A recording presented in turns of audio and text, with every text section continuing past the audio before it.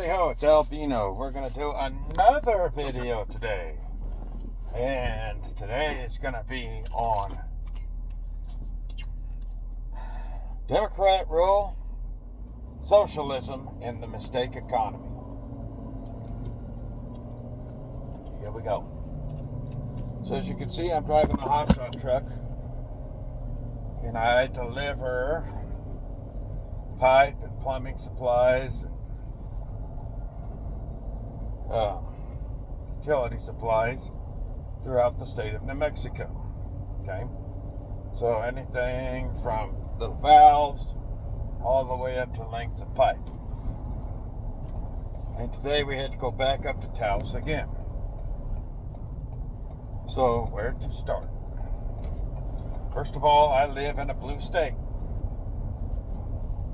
Okay, and everything west of the Permian Basin and everything except for the extreme northwestern corner of the state, where there's also large oil fields and parts of the mountains in the southwest, everything is blue. Everything's taken over by Democrats.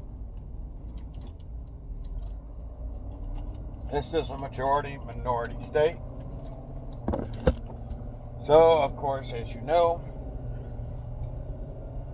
for decades on end, these Democrats have convinced the majority-minority people in the state that, hey, we're for you guys, and we're going to do everything for you, and the white man has put you down, and ad hominem, ad infinitum, right? Which is weird because this is a southern state, but you can look up the demographics yourself. And up until the 1960s, the minorities in the state were conservative. I'll let you do the math on that too.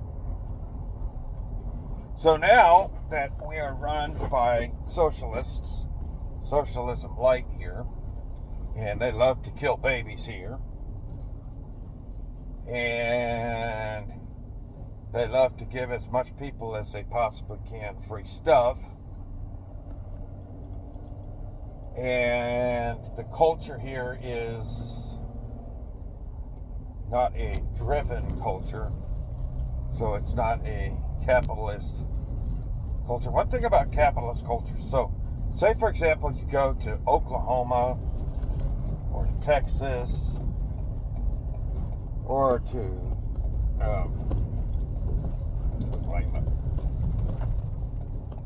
turn the AC up to,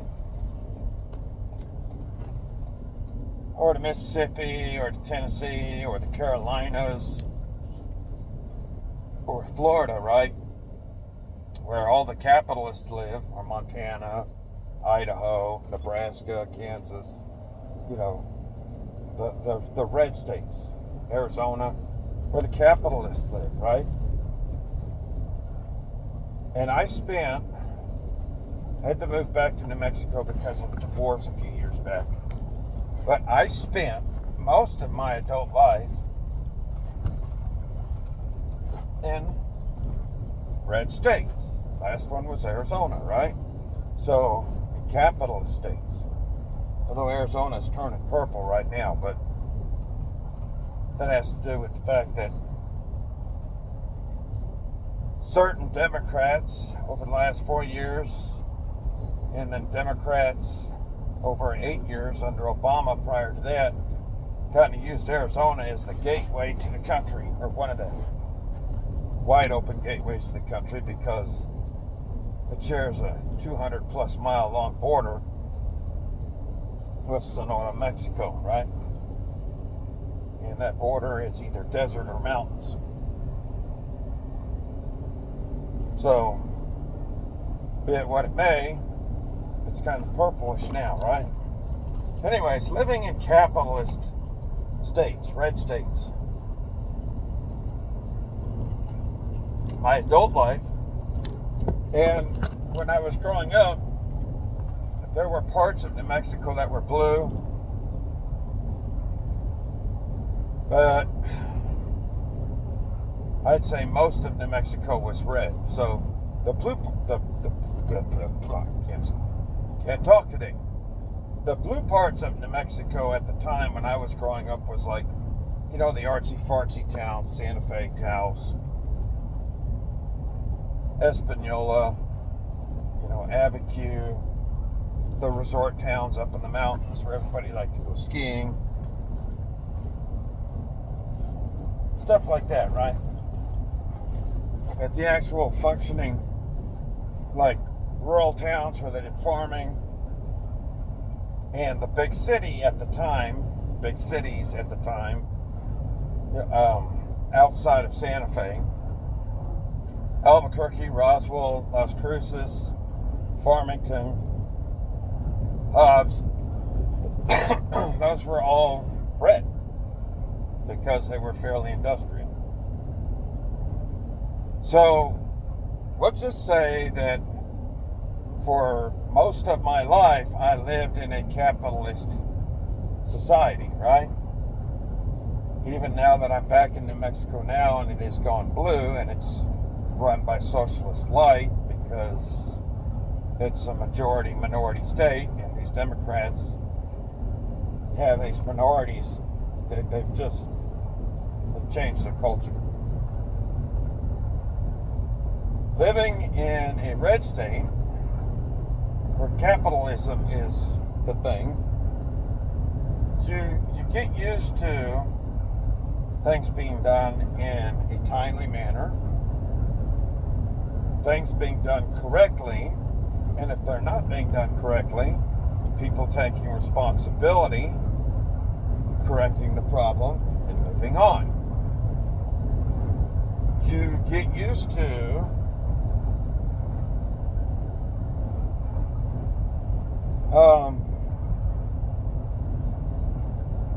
if you go to a job, let's say, for example, you go to work for a trucking company, you're going to have the equipment you need.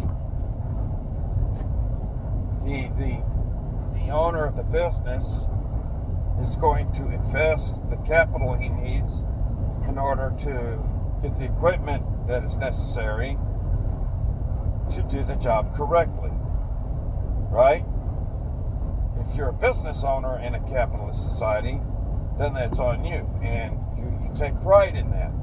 Even if you use secondhand equipment, like you buy a used truck, you're still going to make sure that the truck is running properly, and if it's a flatbed truck, you make sure you have all your straps, your chains, whatever dunnage you need, the tools that you need, all of it, right?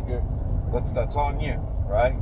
Make sure your truck is up and running, mechanically sound, so on and so forth. Because that's what a capitalist does.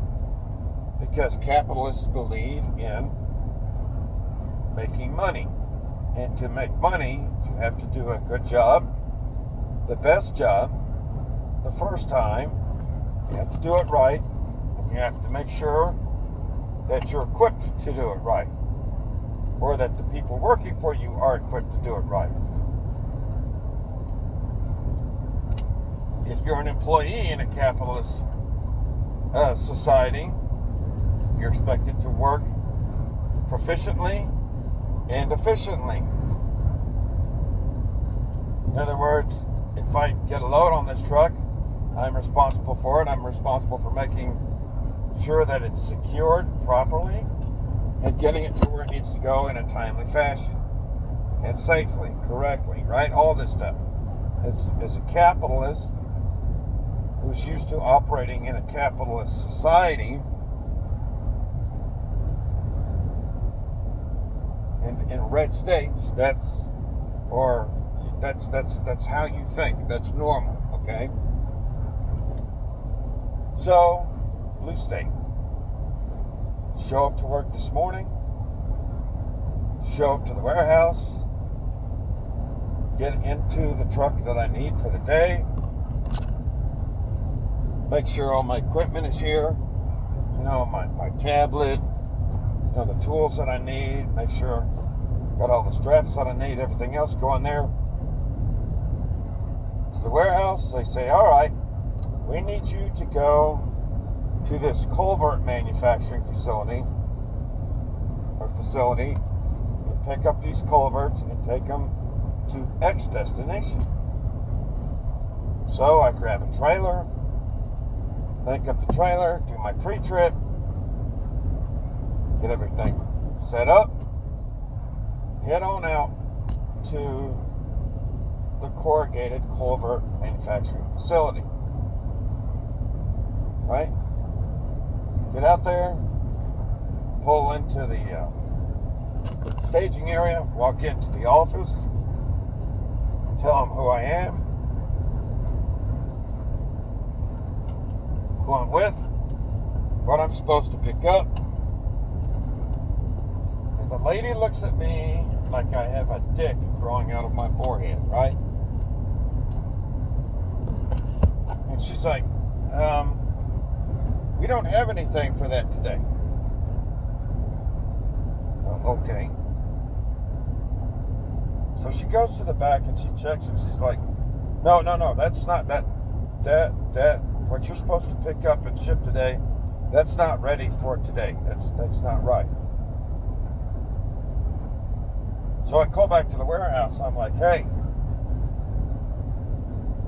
this order isn't ready. What's going on? All right, come back. So I go back, right?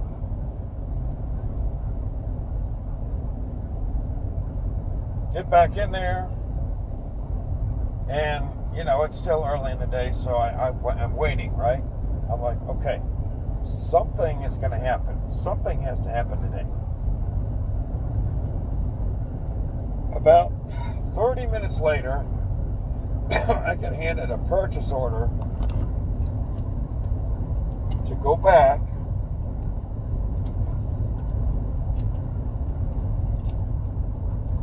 to the corrugated culvert, steel culvert manufacturing facility and get a load to go to another town close to the Colorado border. A location close to the Colorado border, right? Which is, it's not, distance-wise, it's not a far drive. But because some of it is mountain driving, time-wise, it's a longer drive, right? It's a 3-hour drive one way. Like I said, it's not that far, but because of the mountain driving, it takes a little longer, especially if you're in a commercial vehicle. So I get the paperwork, and I'm like, okay, guys, when I go to this facility, what equipment do I need to take? What trailer do I need?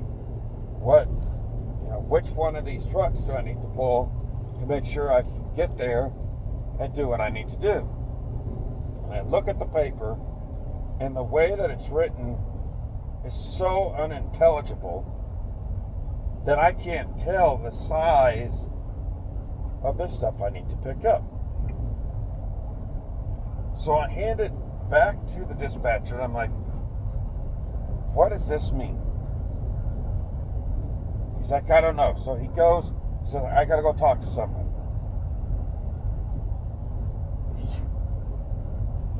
He goes out to the yard. I'm standing there waiting for like 20 minutes, right? I'm like, God damn it, where is this kid? I walk out there to this guy, and he's sitting on a forklift, sitting there talking to another forklift driver. I'm like, hey, can you figure out what piece of equipment I need to grab? Because I cannot read this purchase order. Well, I can't read it either. And I was talking to him, and then he pulls it up on his phone. He's like, I think it's this.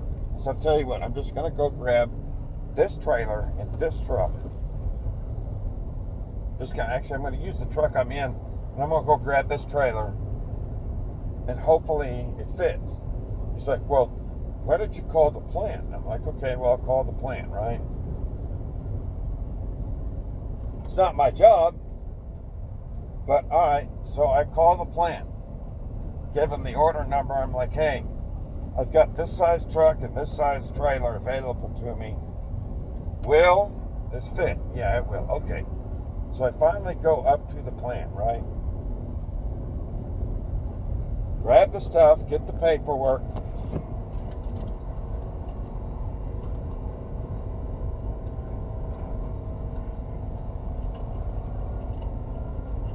Grab the stuff, get the paperwork, right? And I'm headed out. And I call the contact that I have in this location that normally takes the stuff that we ship to them, right? Call him, and he's like, dude, I don't know of any order coming from that plant that you guys are supposed to bring up to me. I'm like, okay. He said,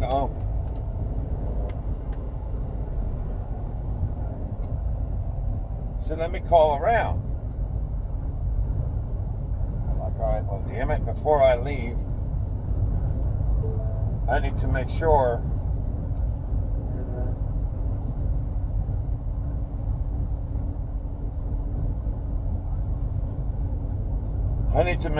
that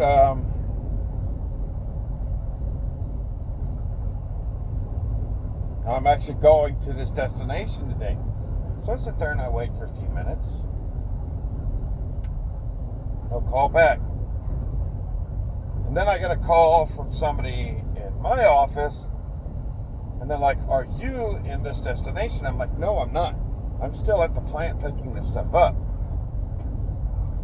Now, mind you, I punched in at 7. All this dumb stuff that's been going on, it's now 10 o'clock in the afternoon. Or 10 o'clock in the afternoon. 10 o'clock in the morning, excuse me. And the lady's like, well, I didn't have any order going up today. Hold on a minute. Let me give you a call back. I'm like, you know what? I'm already loaded. I'm already strapped. If they can't figure out that this has to go out today, I've already wasted about almost a third of the possible day I can operate. I'm just going to take this back to the yard. So I'm driving back to the yard, driving. Not that far. Get on the freeway, head back down the hill, get off. And as I'm turning under the freeway, the lady calls back.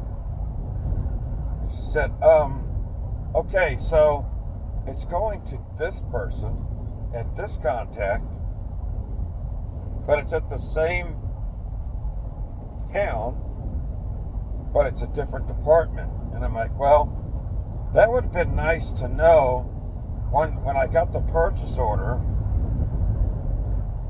that it was a different contact. So that way I'm not sitting up here wasting time trying to figure out who I got to notify to let them know that I'm coming. And, by the way, some of these municipal departments close somewhere between 3 and 5. So now it's like 11. Once I got loaded up, it's noon, okay? So I finally get this person's contact, call them, they don't answer. Son of a bitch. So, and mind you, blue state culture, okay? So I call the main office for this town. And I'm like, hey guys, look, I've got an order that's supposed to go to these people. I'm calling them. They're not answering their phone.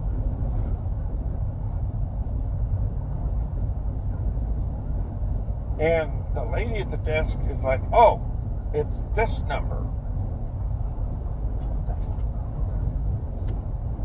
So I was given the person's cell phone number, but not their office number. And that person wasn't answering their cell phone. So I got their office number and I called their office. Finally got a hold of somebody on the distant end, right? Set my cruise here.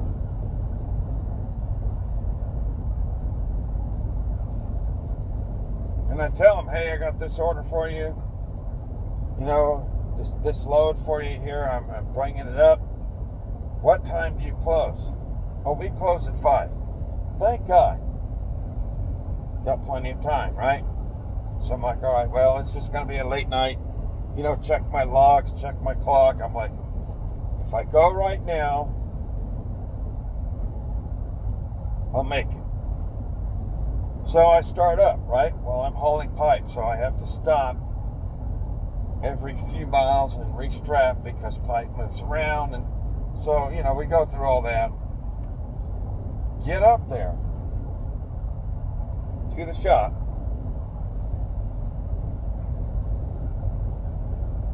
And I pull in to the yard, grab my paperwork and my clipboard, walk in. Well, as I'm approaching the yard, right, I call this person back. Both her cell phone and her office. Once again, no answer. I'm like, well, I'm already here. So I pull up to the yard, grab my paperwork, I pull up in the yard, spin around, you know, get positioned, grab my paperwork, grab, you know, everything I need, walk in to the shop, back to the office, and I state who I am, who I'm with, what I'm hauling, state the fact that I was not able to get a hold of the individual that I was supposed to get a hold of, but here's the paperwork for your order. And the man in the office looks at me and he's like, we didn't order anything. I'm like, what? I said, call this lady. And I show him the lady on my phone. He calls her. He's like, oh, okay, yeah. She's on her way. And he gets up out of his chair. And miraculously, his chair doesn't float to the ceiling. He gets up out of his chair. And he follows me out to the truck, right? And he looks at these bunks of banded culvert steel pipe. And he looks at me. Remind you, they're banded with steel bands, right? And he's like, how are we going to get this off? I'm like, what? He said, how are you going to get this off? I'm like, we're going to use a lift, right? Now, mind you, this is a utility department, utility shop in this town. You guys have a forklift, right? To get these bunks of pipe off, these banded bunks of pipe, banded bunks of culvert steel pipe off, right? No? I'm like, well, okay.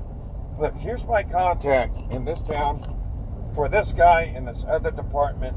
I know he has a lift or a front loader that he can put forks on. Is it possible that we can call him over and have him come over and pull this stuff off my trailer?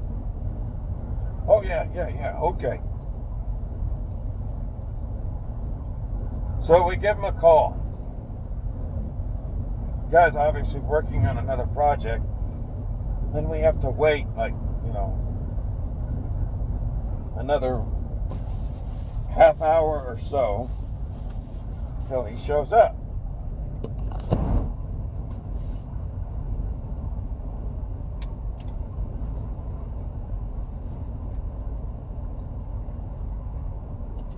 And so while he's doing that, I'm getting it strapped and everything else, right? And I got my load strapped down pretty good. Unwind the wire ties I got on the straps and pull the slack out and unravel them and all this stuff, right? Get them pulled loose, start putting stuff away. And this guy, while I'm doing this, he starts pulling on my stuff, on my straps, pulling them off and rolling them backwards. I'm like, dude, no. There's a certain way I do this. Oh, well, I was just trying to help. I said, okay. And I asked him, I was like, how is it that you guys are a utility service department in this municipality? Shit. Really, dude? Your utility service department in this municipality, and I'm dropping off culverts for you guys that you're obviously going to put in the ground. You don't have forklifts or nothing. Oh, well, they just split us off from the other department, and we're new, and the supervisor guy left. This, by the way, was on an Indian reservation, which they don't own it. It's federally run. You get the picture.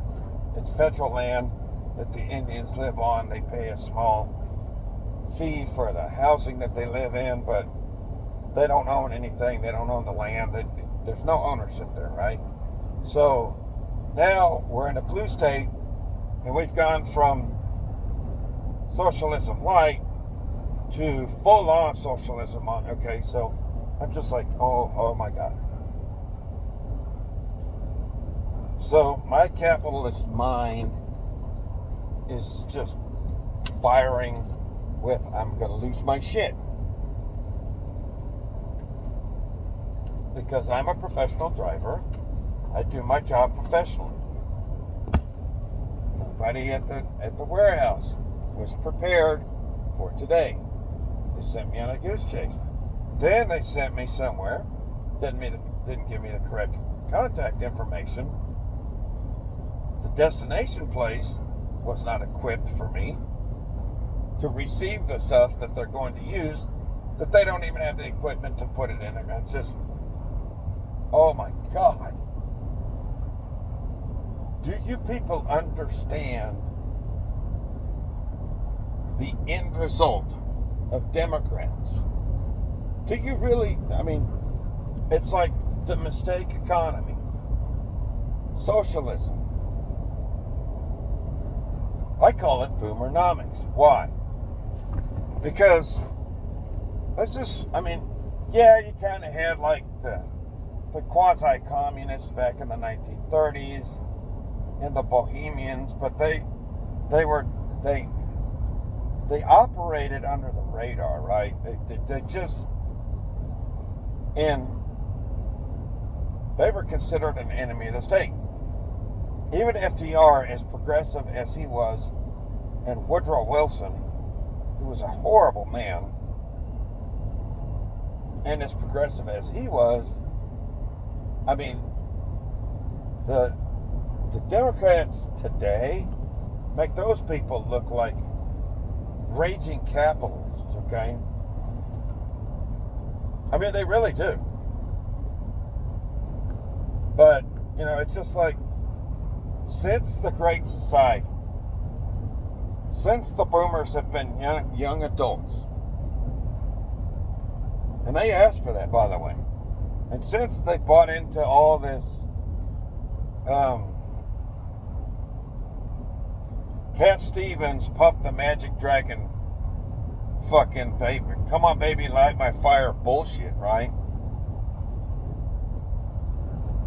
And now that they're coming out, everybody's like, well, the boomers were yuppies in the 80s. Let me give you a little fucking hint.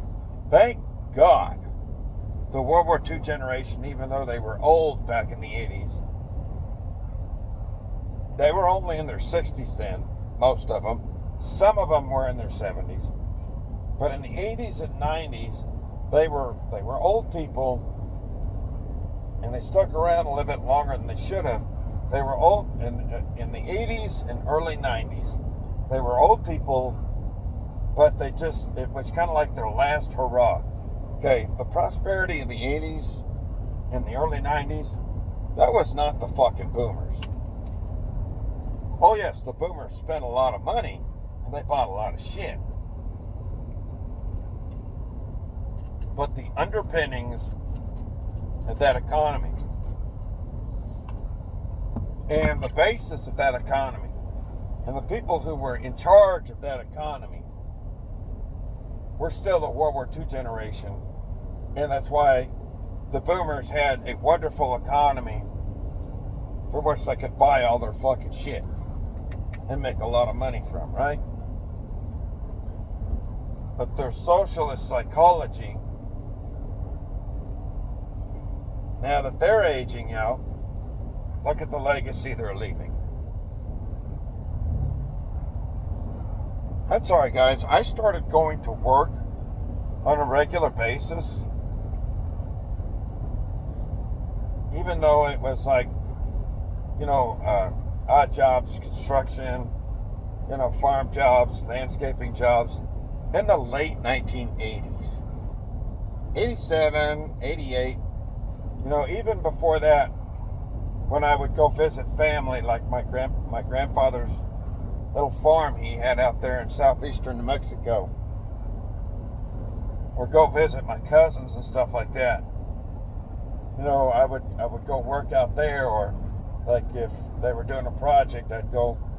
Even as a boy, I was, picking up hammers and stuff like that, and learning how to drive tractors, and working in the fields, and whatever. So, but like for paid work, I started working in the late 1980s, and on up into the 90s, and I was in the military. Even though Bill Clinton did the whole don't ask, don't tell, the silent generation was still running the military when I joined back in the 90s, right? The generation kind of a half step behind the boomer generation. Well, the seniors in that were silent generation. So those standards and those work ethics were still there. All the way up until, even up until about 2008, right? Then it started to turn over and get a little goofy.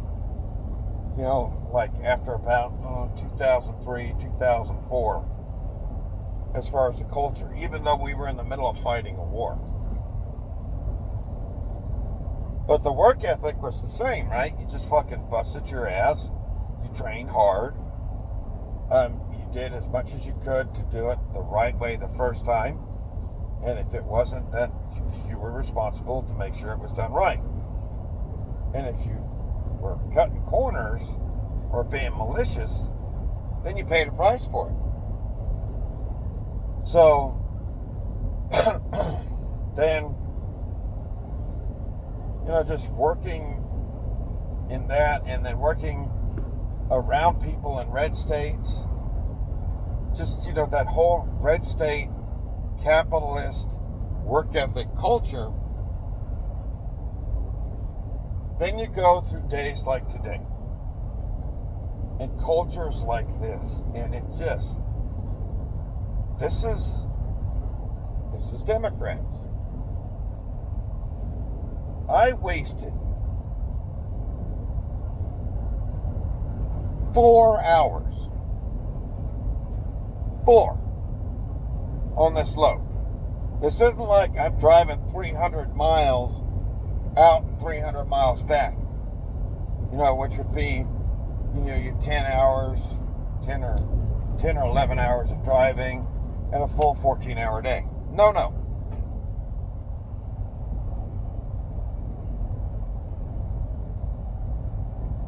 At least 4, if not 5 hours on just the Democrat mistake economy today. That's what was wasted. Okay? That's socialism. Nobody wants to be responsible for anything. Nobody wants to take initiative for anything because there's no reason to. The people who work at in these municipal offices on that reservation, I feel sorry for them because their standard of living is fairly low, okay? And these guys, it's almost like they're skilled people, otherwise they wouldn't have the job. I hope they are. They wouldn't have the position that they have. And even if they're not fully skilled, let's say there's like some nepotism going on or something like that, over time they're eventually going to pick up some of it, right? So, it's oh my gosh. The mentality is that I'm gonna get something, even though it's less of something, but I'm still gonna get something, no matter how little or much I do, and it's still gonna be the same something. Does this make sense? So it's just, it's like people on welfare. They have what they need to survive, plus a little, unless they do a side hustle under the table, whatever, right? But it's not even sustenance living, because sustenance living, like you go to a farm, like a sustenance farmer in the third world, say for example, way deep in some undeveloped part of sub-Saharan Africa, or a sustenance farmer back in the Amazon, somewhere, that's just way back somewhere where like technology hasn't reached him or whatever, right? So it's not even a sustenance existence, because those people still work hard. They don't have a high standard of living. And unless they know that their situation is out of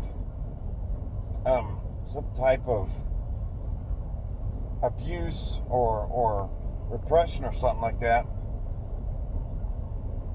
and even still, let's say for example that they're living a sustenance existence and they're working hard, but they're not, that their opportunities are limited. They're still relatively happy people, and they still have a reason to get up every morning and to walk down to the creek and get their jug of water and go herd the cattle or go hoe the corn by hand or whatever they got to do, right? They're still happy to do it because they're working people.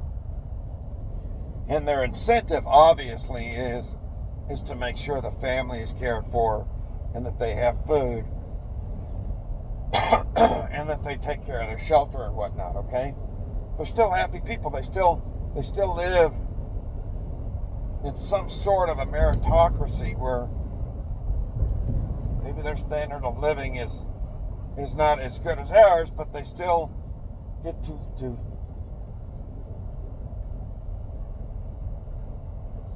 enjoy, although enjoy is probably a poor term, to live by the fruit of their labor. Okay? So even in that situation, those people are better off. Not to say that I want everybody to be poor and I don't want those people's situation to improve. It's just a point of perspective, right?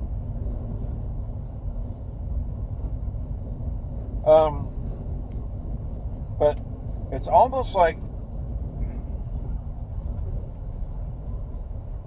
I want to say it's a first world problem, but it's not.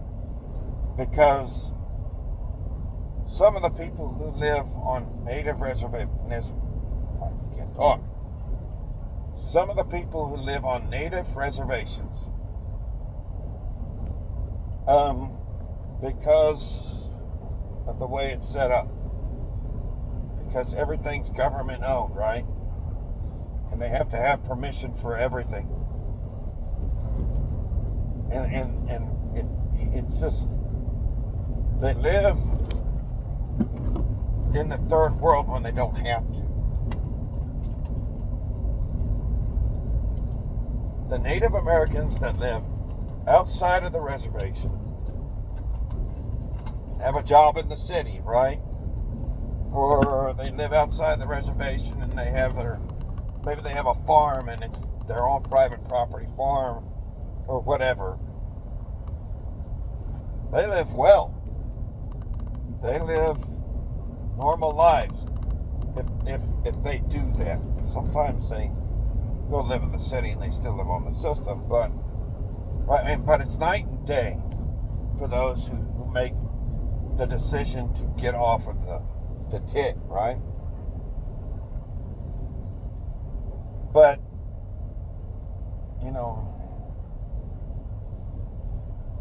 I'm so sick of minority people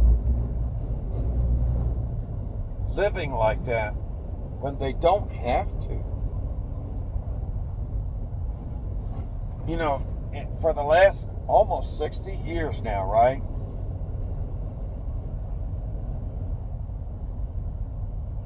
Y'all have been sold a bill of goods. We keep talking about the Margaret Sanger paradigm. Okay? And it's the story of the Pied Piper. It really is. But depending on what version of Pied Piper you're listening to or reading, you're the ones being led away to your demise with beautiful music. Why? Angry Man calls it the bigotry of low expectations, right? The soft bigotry of low expectations. No, I don't think you're doing it justice by calling it that. I think, actually, I know, the absolute most racist thing you can do is to sit somebody down, make them a dependent, and tell them it's because they're different than the larger sector of population for whatever characteristic, right? Happens to be heritage. Doesn't matter if you're a black person or Native American person or Hispanic person. Which is really weird because Hispanic people are white people that have, well, a good number of them are white people who have intermarried with, most of them, Native American people in the past, like, okay, hundreds of years back, or in the Caribbean, both Native American and black people, depending on the history of the region, right? So, I mean, it's just, it's purely racist. Because now, let's think about this. Let's use the Native Americans as an example. You can go to Arizona, New Mexico, southeastern Utah, southwestern Colorado, You could go into Sonora, Mexico, Chihuahua, Mexico, the Trans-Pecos, which is the western part of Texas, close to El Paso.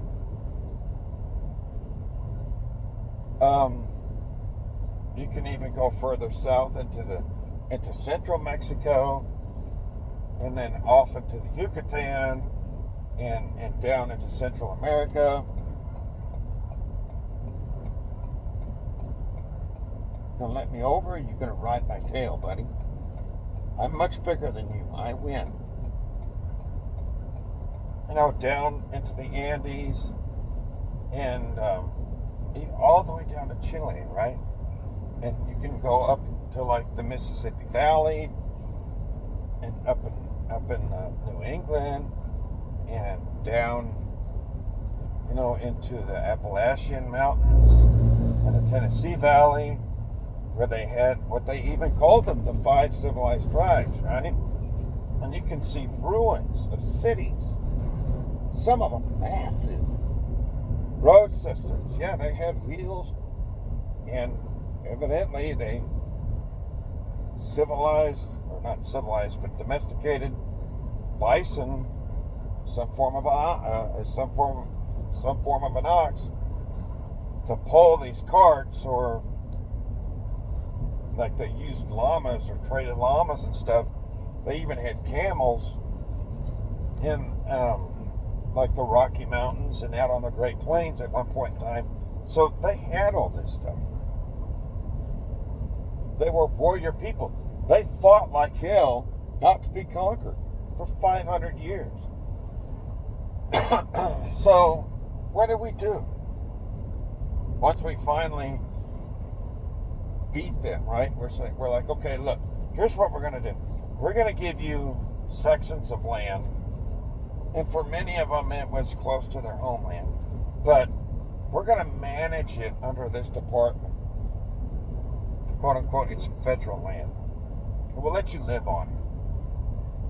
And we're going to set this bureau up to kind of help you interface with the federal government, so that way you can get, your bennies and all this stuff, right? And you're entitled to all these things because we love you, and we're so sorry for... No. That's the absolute worst thing they could do. They're fully conquered.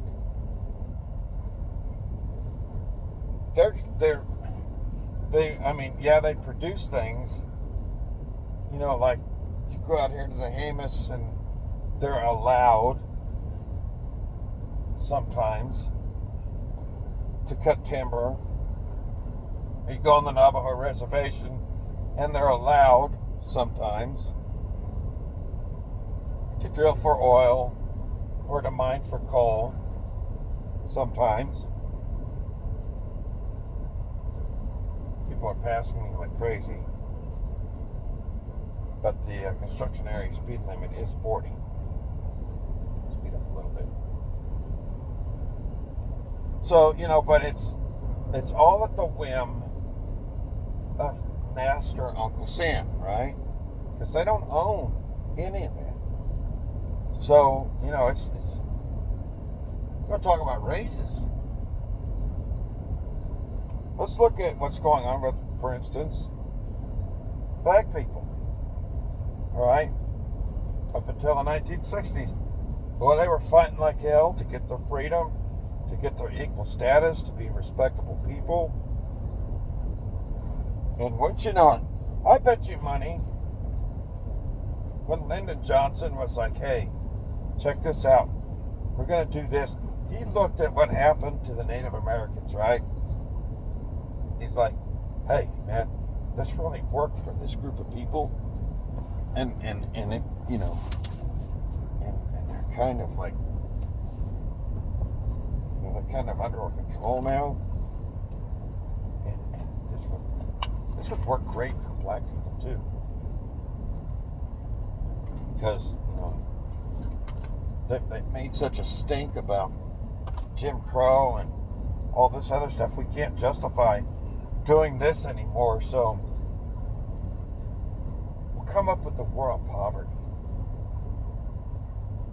the Great Society. And remember that stuff that Margaret Sanger was saying? We'll do that. And we'll do that to Hispanic people too, right? That's how diabolical fucking Johnson was. Okay? And that's pretty much what they did.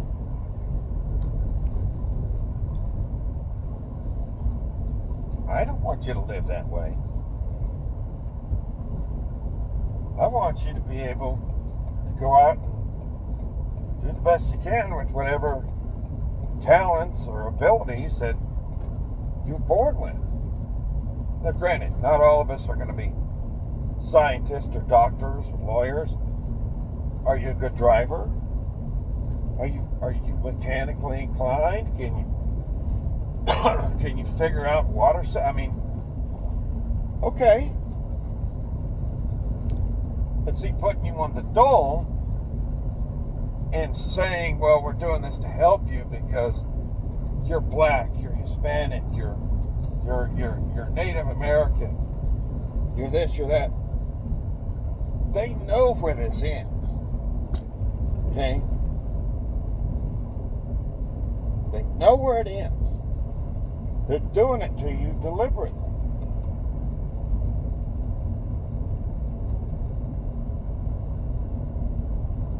So, yeah, they put you back on the plantation.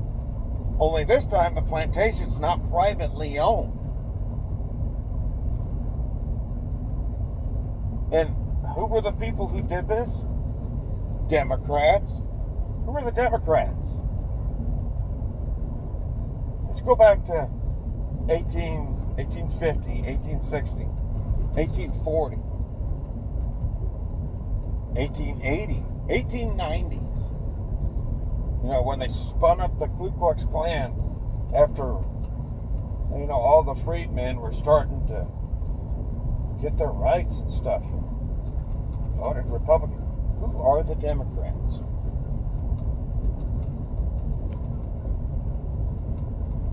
We'll talk about a wolf in sheep's clothing.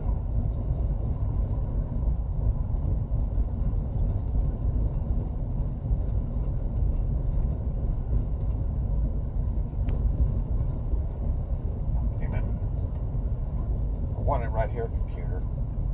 You're talking about a wolf in sheep's clothing. And now they're doing it to the rest of us.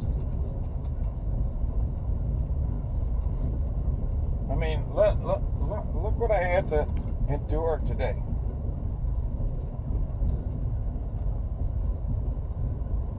Just to do my job. I could be, because apparently, this was the only load that needed to be really done today. I could have done all of this inside of 10 hours. And instead of being 2 hours from the yard. Now, I could be just wrapping things up. What time is it? Oh, actually, yeah. I could have been done probably 45 minutes to an hour ago. Because, yeah, I would have had to use extra time to stop and check straps. So, plus I've been kind of working on, but yeah, I mean, just look at this.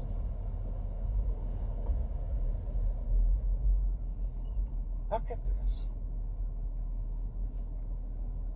When you have the bigotry of low expectations, be it race, be it just, on people in general, because that's what the Great Society is. That's what an Indian reservation is. That's what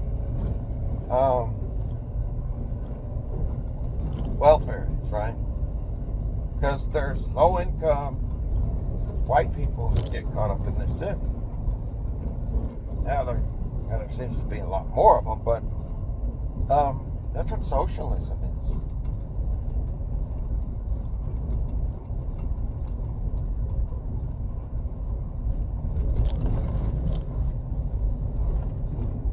what, it's how, but let's go back to the question though. Since I live in a minority state, and these Democrats now have spoon-fed this shit, this lifestyle, this culture to people that if you read their histories, many of them were, strong cultures. And genetically, they're capable of much, right? But now it's like they,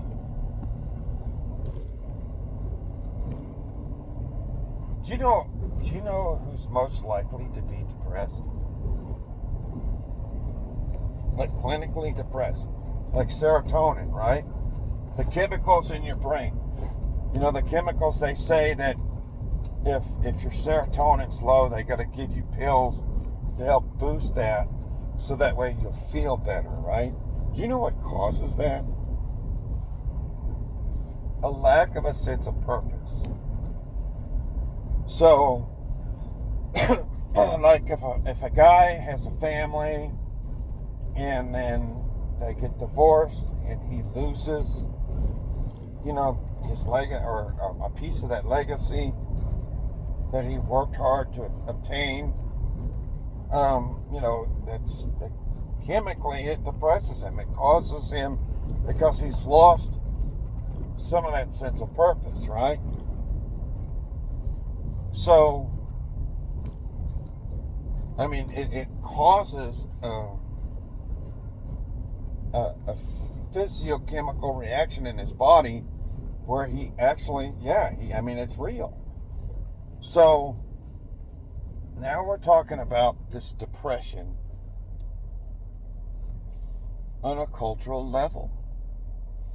Does it make sense? Do you understand it? I've had clinical depression a couple times. Some of it was because some of the dumb shit that I was doing. Some of it was because of big L's I've taken in my life, right? Either way, doesn't matter, but I've had it. And it's like, when your mind is in that hormone chemical state, it's almost like you're a little drunk. And it's almost like,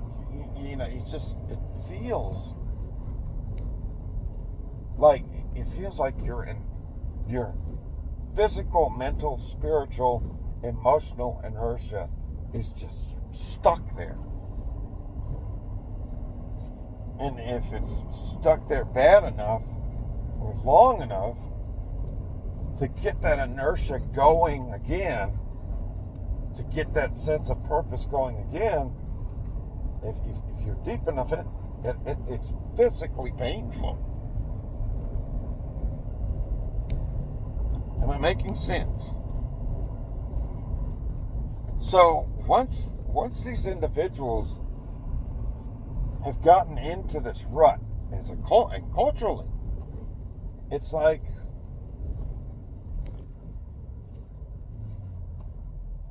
it really actually is. Even if, say, for example, at some point in their life before they had some sense of accomplishment or whatever, it's foreign to them.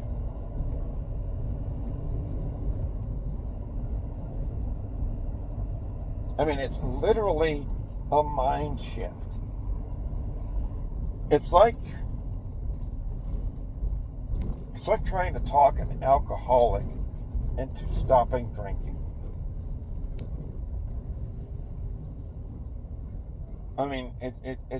It's that bad on their mind, right? Actually, it's pretty much the same thing. Okay? You can talk to an alcoholic or drug addict till you're blue in the face about, hey, this is destroying you. It's It's destroying your mind, your body, all this stuff, right? And logically, they'll understand it. They may even agree with you. But unless they have a brush with death, a brush with the law, or a brush with some sort of existential crisis, to where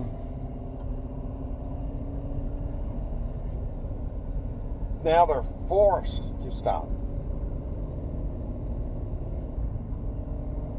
or they die, they'll never snap out of it, right? So, in a way, we can sit here and talk about all the things that we talk about and target these individuals and shake them at the shoulders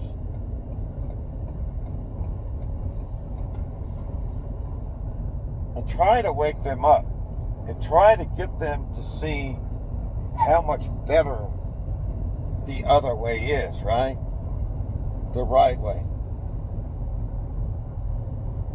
And to tell them how much we love them and care for them. And when they react in resentment, it's like telling an alcoholic, hey, dude, I think you got a drinking problem. You need to stop. Fuck you. It's a resentment. Are you better than me? Who do you think you are? Telling me that. And what you're trying to tell them isn't even out of malice. It's purely out of love. It really is. But it's like they've just got a chemical ditch, a groove in their mind, and it's just it's nigh impossible unless they hit the wall. That's on the micro. Let's step it out to the macro. And actually, this actually makes me believe more in the fourth turning. Oh my God, maybe these guys who wrote this book back in 1997, maybe they're actually onto something, right? So culturally, we have to reach that existential crisis. I'm a little dehydrated, so I'm tongue-tied right now. In order for us to have that shift, to wake up.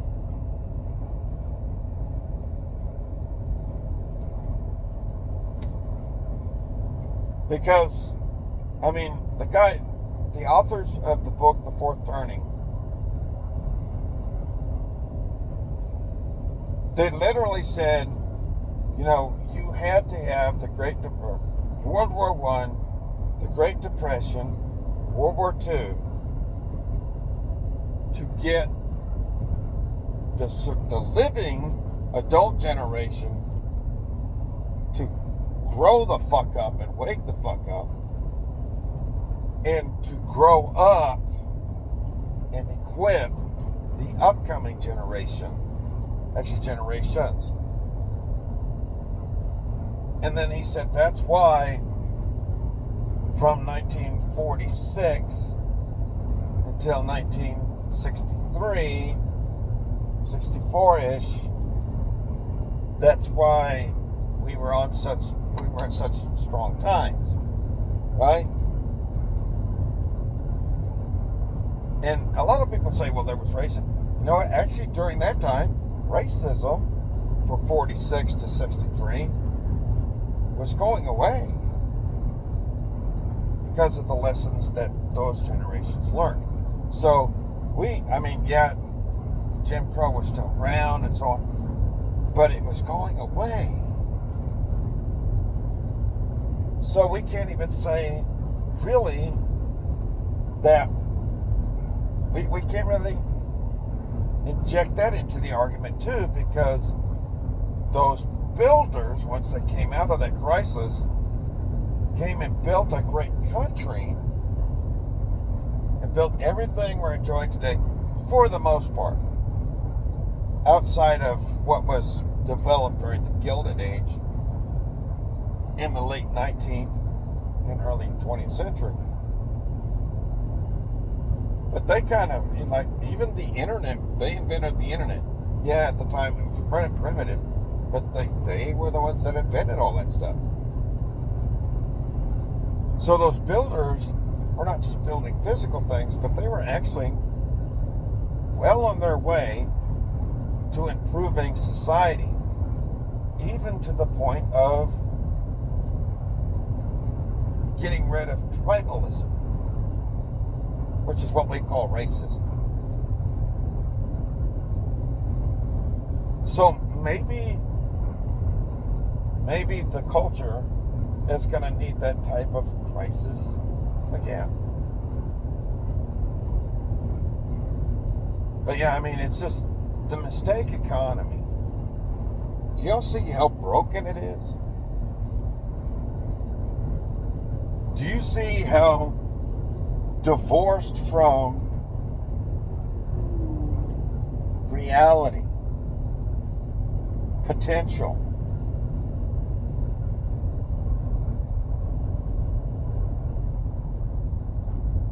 success,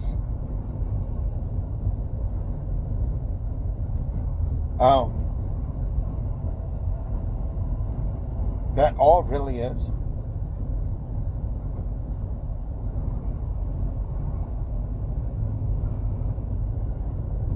Do you see it?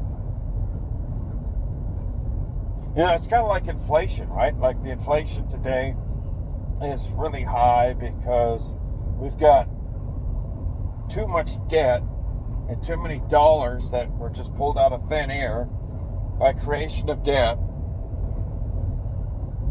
A lot of bad debt. There's good debt. There is. For example, taking out the right type of mortgage to buy a piece of property. That's good debt. How many times you refinance it afterwards? But, okay, so the type of fiat, just money machine go burr, and we don't really, I mean, yeah, we make some things here. We do have a lot of manufacturing still here. But what, 60% of it has gone in the last 60 years under the boomers? So, you know, and the generations before them were the builders. You know, they built things, and it was all done here. So it's like people have less intrinsic value. Everything has less intrinsic value. Everything. Right? How many... Let's roll back to like 1948, right? So a GI, unless he gets shipped off to Korea, possibility. GI gets home from World War II. He may or may not go to college. So 48, that's 3 years. He might not have a degree yet. Let's go 1949. So the guy comes back in 45, finishes his college in 49, if he goes to college, okay? Or, let's go 48, 47, 48, right? He might get like a trade or something. Or, let's go to 46. Comes back, and he goes and works in a mill or a factory. And at that time, it was possible almost anywhere in this country, coast to coast, right? And he gets an entry-level job and he works, he stays there for a while, and he gets, gets a couple raises, may not even get promoted, but just, works up the pay scale there. And he's building something in a plant, or he's part of the process of building. That dude had an intrinsic value career because he produced objects of intrinsic value, and he could raise a family on his money by himself, producing those things of intrinsic value. And his money was worth something because it was earned producing in a factory or in a mill or up in these mountains cutting timber or in a mine or on a farm, producing things of intrinsic value, right? Manufacturer base. And this is kind of where, the racism was falling apart too, because it wasn't just white guys doing that, it was black guys doing that, Native American guys doing it, Hispanic guys, everybody was doing it. And as that was happening, everybody was mixing and producing, and the scales of bigotry were falling off, and now nothing has value. And the things like most of the outside of like construction or truck driving or working for the railroad, or if you're lucky to get a job in Detroit. Actually, I pulled in the wrong direction, didn't I? Oh, screw it. I'm going to go in here and get something to drink because I'm a little dry. Unless you're predicting or producing something of value, it's like most of the jobs here now are service jobs. A retail job is a service job. Okay? Okay, yeah, you're a salesman.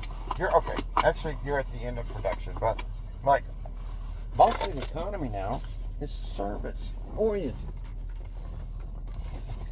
That's not intrinsic value.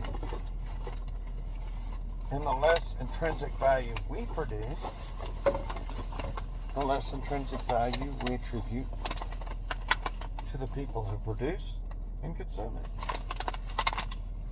The bigotry is the soft bigotry of low expectations. It affects everybody. So I'm going to get out here and get me something to drink. This is AL-BINO. Thought for the day.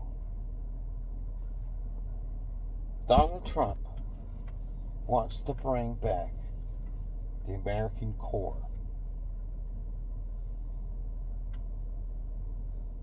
Okay? Just like the last time we started pouring steel, right? He wants to bring real infrastructure, real jobs back to America. Like 1955. And he wants every American to have that opportunity. He doesn't care about race. He wants all of you to be of intrinsic value. And once that happens, all of us, all of you, will be much happier. Because you'll have purpose, and family, and love, and happiness. For God's sake, Orange Man is not bad. This is AL-BINO, signing out.